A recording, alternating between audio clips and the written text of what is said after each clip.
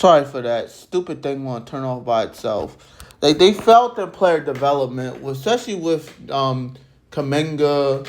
I mean, Kaminga did well, but like he was supposed to be a future. Him, Moses Moody. You really don't hear much from Moses Moody no more. Jordan Poole, we all know what happened there. What's the other guy name?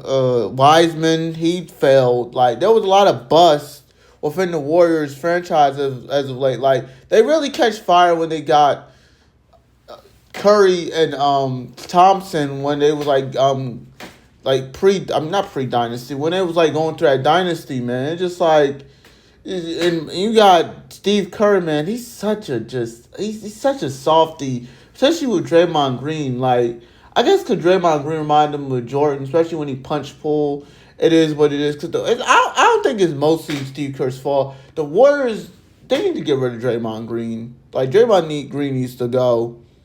And he's such a LeBron James fanboy. He's a LeBron James dick sucker. It's not even funny. Like this dude sucks LeBron James's PP so much. It's really embarrassing for a grown man to be married and have children, and he's supposed to be in competition with LeBron James. Like, you might as well be teammates with him. And it's just, the Warriors are in a dysfunctional state now. Like I said, you got, it's just Draymond, he wants to do media. Steph Curry's in the later parts of his career. They don't got Thompson no more.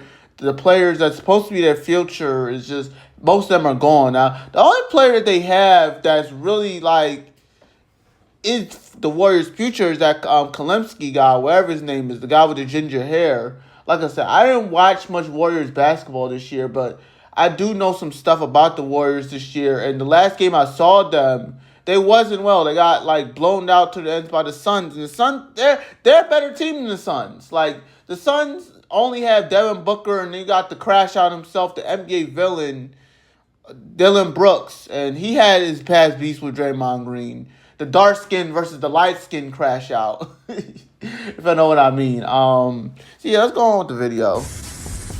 It was a vintage weekend for two of the best to ever do it, starting with a 2025 LeBron James game against the Suns, which means him and Dylan Brooks are going to go at it. Let's start here. LeBron chase down. Yes, even at 40. As y'all can see, this was made pre in-season tournament game, which the Warriors has won that game. Years old, he can still do it. Haven't people learned? Yeah. They have not, clearly. Yes. Yeah. But I'm still surprised when I see during the series, man, I'm surprised Draymond, I'm not serious, that was one game, but him and it's just I mean, Dylan Brooks was talking shit towards the end of the game, but I'm surprised him and Draymond didn't win at it on each other during that game. So here's how this thing went down with Dylan the Villain and LeBron. They get into it. Refs get in the way. I mean, this has been going on since Dylan was in Memphis and they played that playoff series. And I always wonder, why LeBron lets him get under his skin, because he always does. Dylan is doing his job if that's He's the case. Dylan the Villain. Here's LeBron hitting a three. He's the NBA's heel. He's the heel.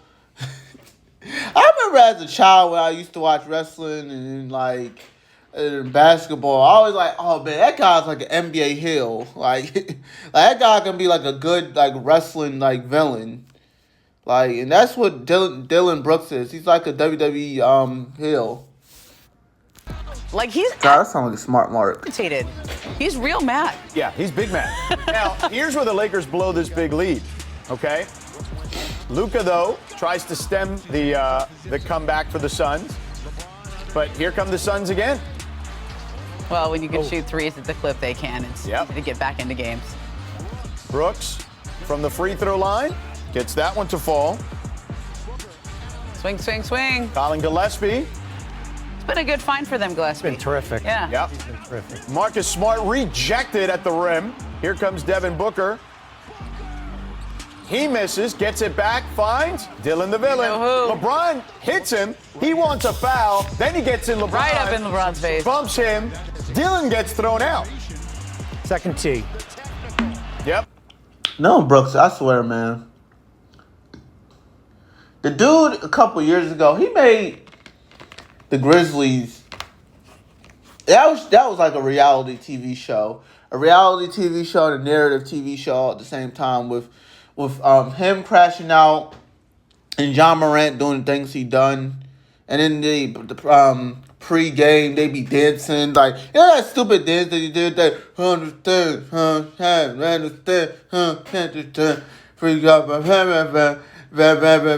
yeah, that song. I bet you my younger viewers know that type of stuff, but yeah, it's just like the Grizzlies like mostly off the court was a team to watch with like the crash outs and all this type of stuff. Now they're gonna go to rebuild. They're gonna get rid of John Morant. Like, man, it's a fall from grace with John Morant, man. Dude was a beast. He's a beast on the court, but now it's just like, dude just set like him and Zion is just guns and buns. LeBron misses the first technical. Oh, when he missed that, I really thought they were going to lose. Yep, but I'm LeBron gonna hoists skip this one. Is that a foul? Skip over. It's just showing the highlights. People on Depop really want. Before I say anything about Steve Kerr on the NBA, and keep in mind this is all alleged. Now Steve Kerr has military ties, and he has I don't think he has CIA ties, but he has military ties. I think his dad was a part of the military, and like why that connects to his video is like he is very political. And I do think that Steve Kerr allegedly, and this is all alleged, this is all my opinion, this is all my thoughts. Y'all can disagree, y'all have the free will to do it. That Steve Kerr is an MK handler for Steph Curry. I do believe that Steph Curry is an MK asset. I do think that Steph Curry is a mind-controlled asset. And I do think Draymond Green is too. And that explains why he keep crashing out. Like, because a part of MK Ultra program, like Kanye West and other people who's known to be crash outs, is a part of the program. And then Draymond Green also wears the number 23.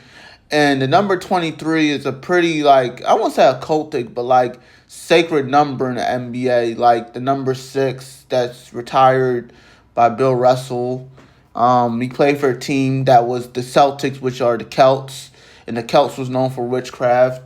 And I think like even going outside of basketball, number 42, that number is aligned with black people and Jackie Robinson, but that number also has a Luciferian ties to it. If you watch the show Martin in his door, he had number 42 on his door.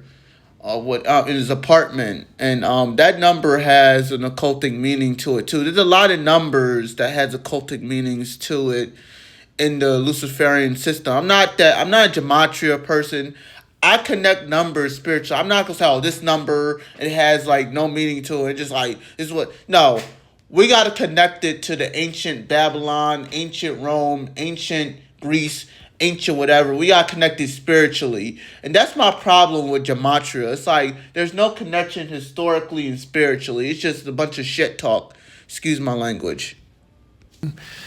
We have enough talent to be much better. We're losing all these close games, so I got to find a way to help these guys. Steph went for 48, but he didn't get a lot of help on the offensive end as he scored 3 times as many points as any other Warrior. Bobby, all right, I know we've asked this question before.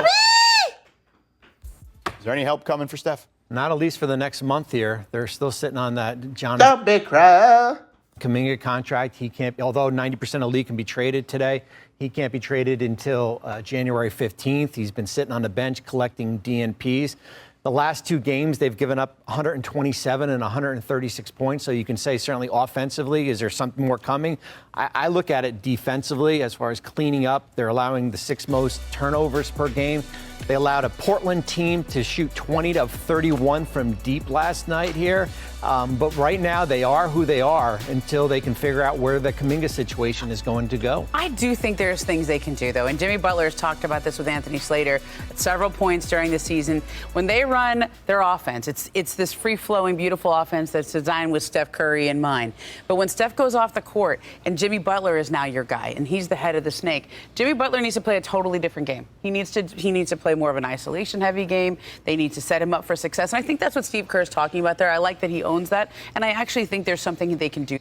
For Jimmy Butler's another known crash out, too. And I do probably think there's not enough information, but there is some information, especially the things he did in the past with the especially with the Timberwolves when he crashed out on them. I do believe, and I do think with his childhood too is pretty suspicious. That like I do think that Jimmy Butler is also a mind controlled asset. Like I said, if it's fine that some of y'all don't feel comfortable with me saying this, it is what it is. But like I said, it's all alleged. Y'all don't gotta believe what I say. They just need to play a different style of offense when Steph is not on the court, and Jimmy is their front of the screen. I also think they're young guys, and Draymond has kind of alluded to this too, need to play their roles, right? Is that fair to say? Yeah. I think that's fair. I mean, Kuminga is the kind of guy that you would need in a game like this against Portland. Portland has a lot of young, long, athletic guys on the perimeter. They have averaging 19 turnovers a game in these 3 wins against the Warriors. That's a lot, but it's also just a little bit more than what the Warriors have been doing in every single game. They're averaging 16 turnovers a game, and that's things that you can correct. Yeah. All right, time to go coast to coast. Now, yeah, it's it with this segment now. For the Warriors' future, I do think that they should get rid of Draymond Green now. I do think Steph Curry do got a couple years left in him. I think he got like 5 more years left in him. So I do think the Warriors should trade or add some players in. Curry pairing could work. Maybe it can. Things can or cannot happen. It is what it is. But like, I do think the Warriors should have like a different team around Steph Curry. Maybe keep Jimmy Butler, maybe not. I don't know. But yeah, like the Warriors should change up their identity around Steph Curry. So because Steph Curry's gonna retire. Steph Curry do have 5 years left in him, and like they can't waste it. But yeah, this is your boy Main Event Primetime TV. I'm out. Peace.